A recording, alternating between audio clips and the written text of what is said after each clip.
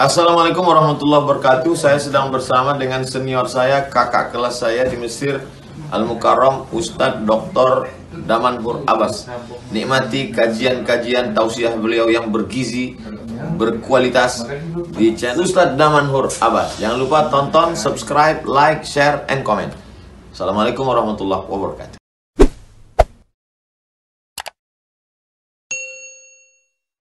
Assalamualaikum warahmatullahi wabarakatuh. Alhamdulillah, alhamdulillahilladzi ahyana ba'da ma amatana wa ilaihi nusyur. Walhamdulillahilladzi bi ni'matihi tatimmus shalihat wa bi fadlihi tatanazzalul barakat. Asyhadu an la ilaha illallah lahu da'watul haqq harisun 'alaiha wa awjaba tabsyiri biha wa takum minkum ummatun yad'una ilal khair wa ya'muruna bil ma'ruf wa yanhauna 'anil munkar wa ulaika humul muflihun. Wa asyhadu anna Muhammadan 'abduhu wa rasuluh balagha risalah wa atal amanah wa nasaha al ummah wa kashafa al ummah hatta atana al yaqin lailuha kanahariha la yazighu anha illa halik. Allahumma salli wa sallim wa barik ala habibina wa syafi'ina wa zukhrina wa maulana Muhammad wa ala azwajihi ummahatil mu'minin wa dhurriyyatihi wa ahli baitihi wa ashabihi ajma'in. Rabbi shrah li sadri wa yassir li amri wa hlul 'uqdatam min lisani yafqahu qawli, amma ba'd. Para asatiz yang saya muliakan, ayah bunda yang saya cintai, Bapak Ibu jemaah salat subuh yang dirahmati Allah, marilah senantiasa kita panjatkan puji dan syukur kepada Allah yang telah memberikan nikmat iman kepada kita sehingga kita dapat melaksanakan salat subuh berjamaah dan duduk beriktikaf di rumah Allah ini. Semoga segala amal saleh yang telah kita lakukan sebagai amal pemberat mizan kita di hari akhirat. Salawat dan salam mari sama-sama kita sanjung sajikan kepada junjungan kita Nabi besar Muhammad sallallahu alaihi wasallam. Pada saat kita berselawat kepada beliau, maka Allah langsung yang akan membalas dengan 10 kebaikan dari sisi Allah. Ini merupakan salah satu kemuliaan pada saat kita duduk seperti ini. Kita perbanyak berselawat kepada baginda Rasulullah sallallahu alaihi wasallam. Semoga kelak nanti jemaah yang berhadir pada subuh yang berbahagia ini merupakan di antara umat Nabi Muhammad sallallahu alaihi wasallam yang akan diberikan syafaat oleh baginda Rasulullah sallallahu alaihi wasallam dan akan disuguhkan air dari telaga Kautsar dari tangan mulia tersebut. Allahumma amin. Bapak Ibu jemaah yang dirahmati Allah, pada subuh yang berbahagia ini kita akan membahas tentang dosa besar yang ke-61, di mana Imam Az-Zahabi menjelaskan man asyara ila akhihi bihadidah, barang siapa yang mengisyaratkan, menunjuk kepada saudaranya itu dengan senjata tajam. Ini merupakan salah satu dosa besar. Kalau seandainya perilaku seperti itu masih terjadi di dalam kalangan muamalah kehidupan sehari-hari di tempat kita. Dalam hadis ya, Sahih Muslim, Rasulullah sallallahu alaihi wasallam bersabda, wa qala an-nabi alaihi salatu wassalam, man asyara ila akhihi bihadidah fa innal malaikata tul'anahu wa in kana akhun min ummihi wa abi. Barang siapa yang memberikan isyarat, menunjukkan kepada saudaranya dengan senjata tajam, dia tunjuk dengan senjata tajam, maka malaikat akan melaknat orang tersebut. Wa in kana akhun min akhi ummihi, kendati orang tersebut itu adalah saudara seibunya atau saudara seayahnya. Hari ini banyak di antara orang yang menunjukkan senjata tajam tersebut kepada saudara-saudaranya, kepada orang Islam, tapi tidak dengan fisik. Kalau di dalam hadis ini itu sepakat semua ulama, dosa besar apabila seseorang itu menunjukkan dengan senjata tajam kepada saudaranya. Banyak misalnya dengan pisau, dengan apapun dia tunjuk. Kalau berani ya, coba kemari. Dia tunjukkan dengan senjata tajam, dia takut-takuti. dia buat saudaranya orang-orang Islam itu cemas dengan senjata yang dia pegang, maka itu adalah dosa besar. Baik dengan fisik senjata maupun hari ini yang paling banyak itu adalah framing. Ya, framing itu apa? Dia buat sebuah berita yang membuat saudara muslimnya itu takut dengan pemberitaan tersebut. Dan ini yang lebih bahaya lagi. Kalau dulu secara fisik orang menunjukkan dengan senjata, dia tunjuk, dia todong di pinggir jalan. Kalau ketemu dia bawa senjata, dia todong orang, dia gertak orang dengan senjata. Nah hari ini gertakan itu ya, membuat takut saudara muslim itu bukan lagi hanya dengan senjata, tapi apabila sudah ditulis di koran, ya kan, di media, dan diungkapkan sebuah berita dan berita tersebut belum tentu betul, sehingga apa yang terjadi? Apa yang terjadi bagi seseorang yang sudah ditulis di media itu, citranya rusak, dia khawatir, dia takut, keluarganya malu. Padahal inti dari hadis ini semuanya sepakat, para ulama semuanya mengatakan bahwasanya bukan hanya menunjukkan senjata, tapi teror yang dilarang.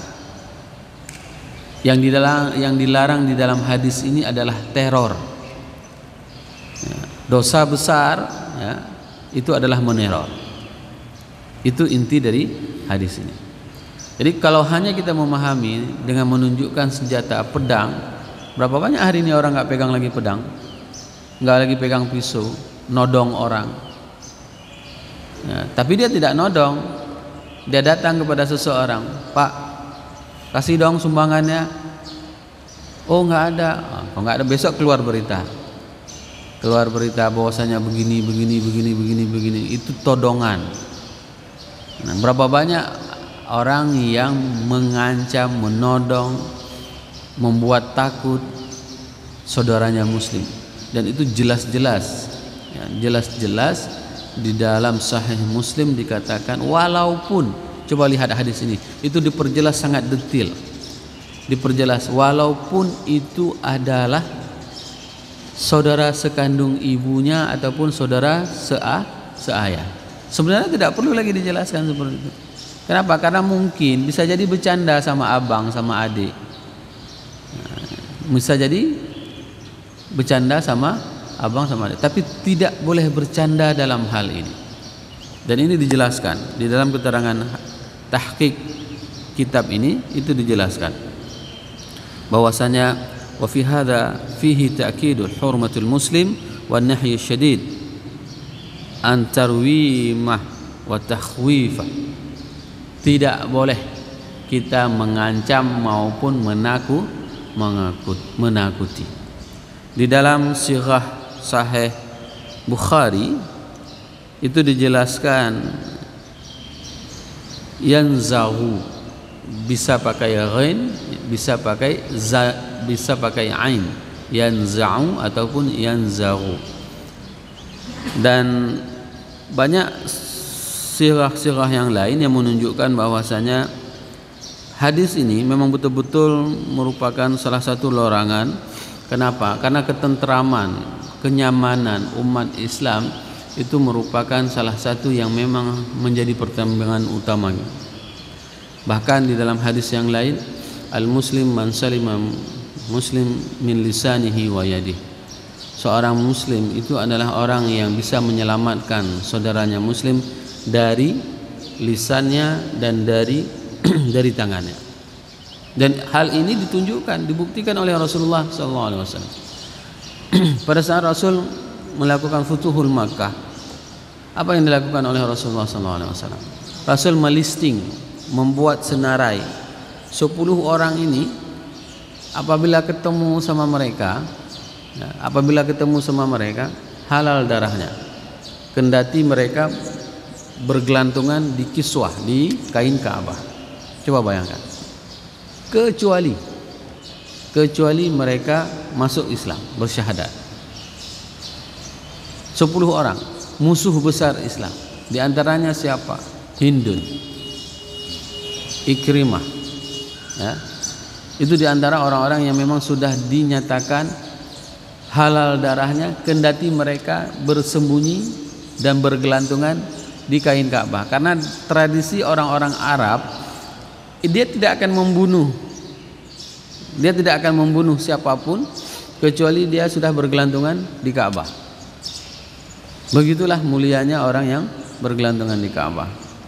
Kendati orang tersebut telah membunuh ayahnya, tapi kalau dia udah gelantungan di Ka'bah, nggak boleh diapa-apain. Maka hari ini banyak jamaah, ya, pada saat mereka ke Mekah, dia tempel erat-erat dirinya di Ka'bah. Tapi jangan ada sebuah ajaran baru, misalnya gosok-gosok Ka'bah dengan kain ihramnya, ya kan? Setelah itu dia meyakini bahwasanya dengan setelah digosok itu dia bisa terbang, dia bisa menghilang.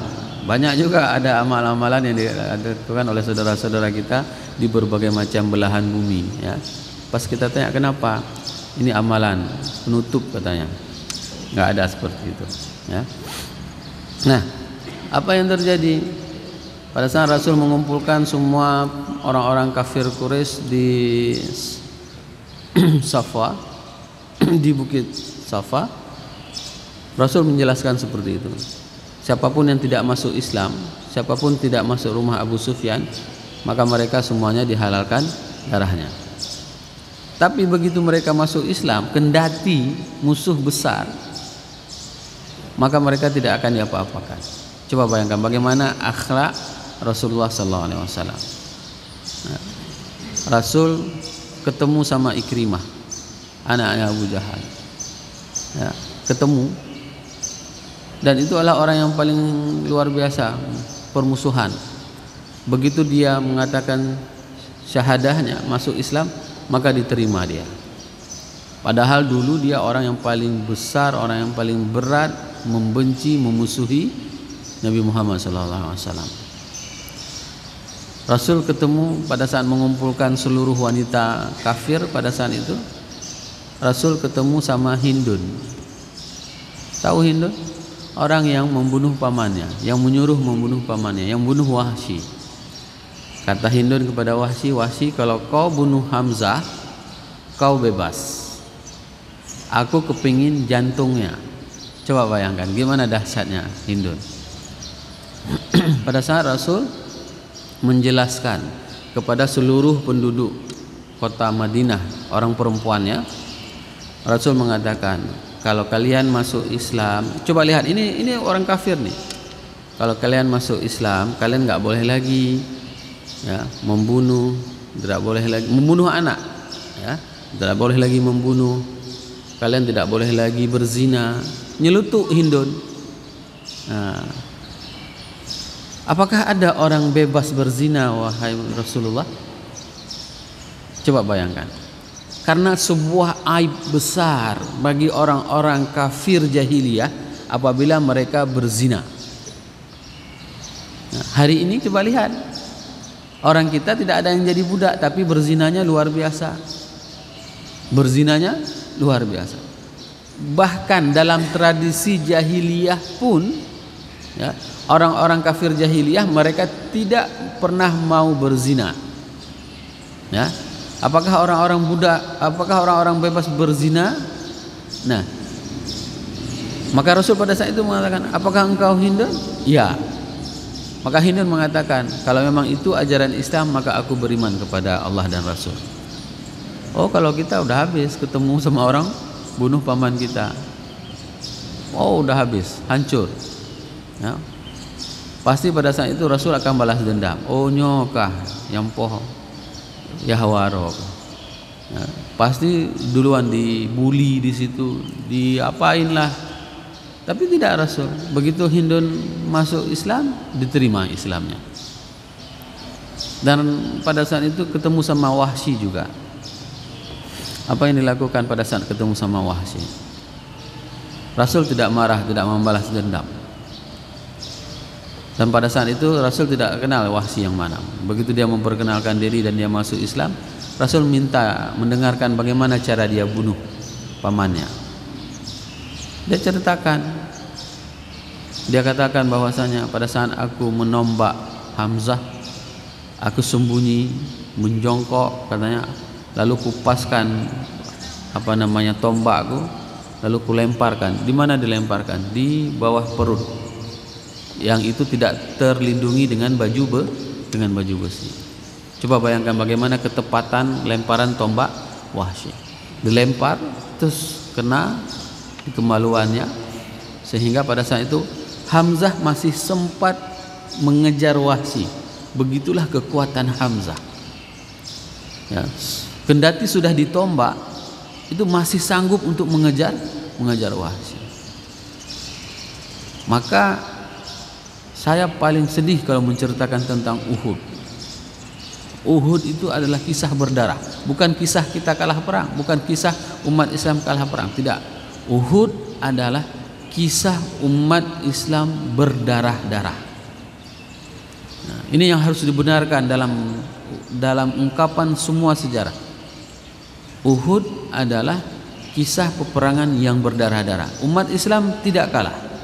Kalau kalah, mereka sudah bisa membunuh Nabi Muhammad. Kalau kalah, mereka sudah bisa menguasai Madinah. Mana buktinya mereka menang? Tidak ada. Siapa yang mengatakan menang? Yang mengatakan menang Uhud itu adalah ini adalah hari pembalasan kami di Badar. Kami menang hari ini. Siapa yang mengatakan itu? Yang mengatakan itu adalah Abu Sufyan yang pada saat itu belum masuk Islam. Dia yang memframing berita bahwasanya Uhud dimenangi oleh orang kafir. Dan naifnya hari ini kita mengutip apa yang dikatakan oleh Abu Sufyan pada saat itu dan mengiyakan, padahal tidak. Kalau memang mereka menang, mereka sudah bisa membunuh Rasulullah. Kalau memang mereka menang, mereka sudah bisa menguasai kota Madinah. Tapi itu tidak terjadi.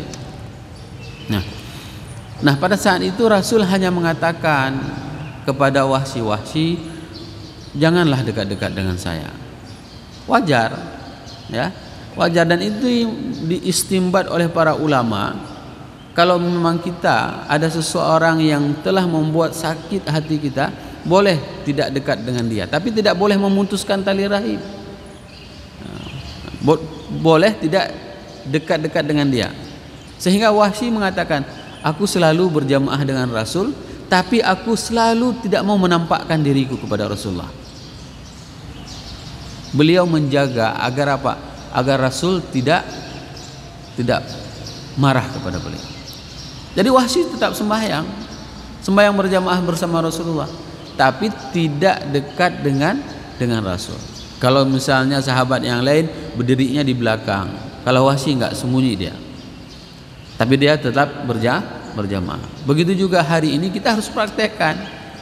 Kalau ada orang yang memang membuat ayah kita dibunuh sama dia, ataupun karir kita dibunuh sama dia, lebih bagus nggak usah jumpa, ya?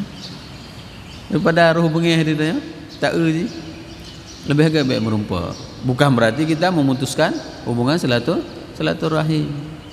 Sehingga ada ungkapan teman-teman, kalau udah seperti itu dia katakan mendalam, ya. Mendalam itu bukan berarti pendendam. Yang tidak boleh pendendam. Karena ada sebagian saudara-saudara kita, begitu dia naik mendapatkan jabatan, itu semuanya disikat, sapu habis. Ya, misalnya naik, mohon maaf nih, ini Pak Mus jadi pejabat. Semua yang bukan orang Pak Mus potong, tebas. Nah, itu nggak boleh tradisi seperti itu. Belajarlah dari Rasulullah. Rasul Wahsy saja yang membunuh pamannya itu dijaga. Maka inilah seorang muslim. Dia itu adalah orang yang menjaga lisannya, menjaga tangannya, tanda tangannya, agar apa?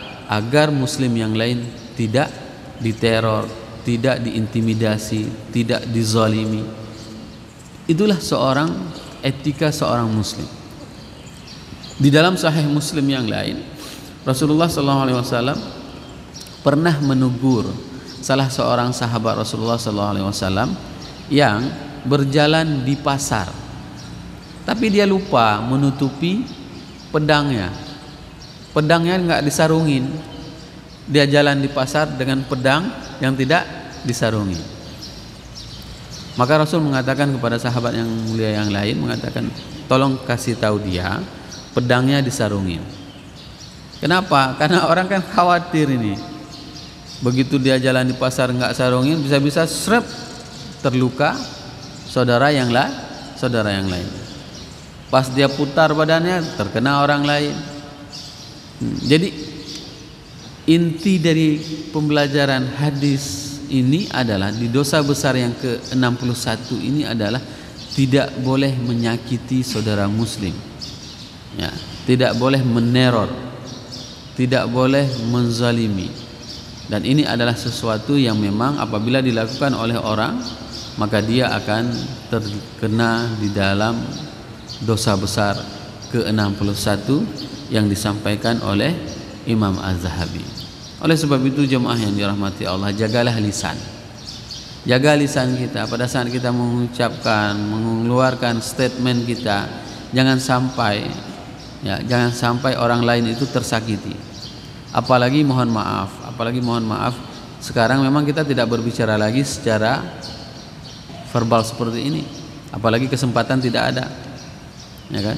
Yang bisa berbicara seperti ini kan orang-orang yang punya kesempatan, ustadz, tokoh masyarakat yang pegang mic.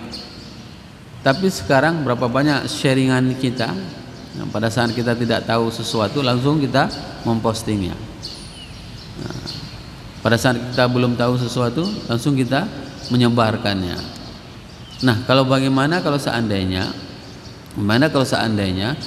berita yang kita sebarkan itu membuat sakit hati, membuat terluka hati saudara kita seiman. Saya pernah menegur salah seorang jamaah pada saat dia menyebarkan sebuah poster gambaran tentang orang-orang Azhari. Ya. Saya bilang, Bapak pernah pergi ke Mesir melihat langsung bagaimana orang Azhar. Nah, pada saat itu dia juga menyalahkan orang Ikhwanul Muslimin. Bapak pernah tinggal di Mesir bersama orang Ikhwanul Muslimin. Kalau memang kita tidak tahu, maka jangan pernah menyebarkan informasi tersebut. Ya. Bapak pernah tahu bagaimana orang-orang salaf tersebut? Kok bisa mengaku dirinya sebagai salaf? Kok bisa mengaku dirinya menuduh orang lain itu sesat? Kok bisa? Nah, inilah yang paling membuat umat Islam ini berpecah belah dalam hal-hal seperti ini. Padahal banyak hal yang bisa kita mempersatukan diri kita, saf kita. Coba bayangkan hari ini, masjid ini yang dulunya tidak ada orang sembahyang kecuali hanya 10-15 orang. Hari ini subuh 3 saf. Hari ini subuh 3 saf. Maka tugas kita sebenarnya bukan menyampaikan ke masjid, "Ana betul masjidnya." Ana betul masjidnya. Begini masjidnya. Bukan itu, tugas kita itu adalah bagaimana kita mengajak saudara-saudara kita yang lain untuk memakmurkan masjid ini, untuk datang ke masjid ini 5 waktu. Ini adalah tugas mulia. Saya terharu melihat dulu sebelumnya itu nggak pernah kejadian seperti ini. Dan ini apresiasi kepada seluruh perangkat desa, tungku imum. Kenapa? Karena masjid ini sudah berbenah, sudah membuka diri. Sehingga apa yang terjadi? Orang semuanya welcome. Ada yang datang dari Utun Bayi kemari mengikuti kajian, ada yang dari Tempuk Tengah, Kuta Blang, dari Cunda. Kenapa? Karena ada kajian. Inilah sebenarnya seorang mukmin, seorang muslim itu adalah orang yang bisa menjaga lisannya. Dia akan menghalu-halukan, ayo datang ke Masjid Darussalam. Di sana ada pengajian. Subuh ini, subuh ini. Bukan hanya pengajian di hari saya saja, tapi di semua pengajian kita mengajak saudara-saudara kita. Sehingga apa yang terjadi? Inilah yang dinamakan dengan multi level pahala. Pada saat kita bisa menghadirkan saudara-saudara kita kemari untuk memakmurkan masjid, ini adalah multi level pahala. Jangan kita bilang, saya paling sering dituduh itu aswabi. Apa aswabi? Aswaja dan wahabi katanya. Dan ini dikatakan oleh Ustadz Masrul Aidi. Kami sama Bang Damanhur itu digolongkan sama mereka adalah aswabi, aswaja dan wahabi katanya. Kenapa? Kunut bisa, nggak kunut nggak apa-apa katanya. Bukan masalah itu, karena kita tidak pernah berdebat di dalam frame syariah. selama di dalam frame syariah ada pendapat ulama yang mengatakan itu boleh dilakukan, maka kita tidak akan pernah keras-kerasan urat leher. Karena itu memang sudah ada pendapat. Yang mau berzikir jahar silahkan, yang mau berzikir sir silahkan. Kenapa? Karena di dalam Sahih Bukhari itu jelas-jelas disebutkan Rasulullah berzikir secara jahar.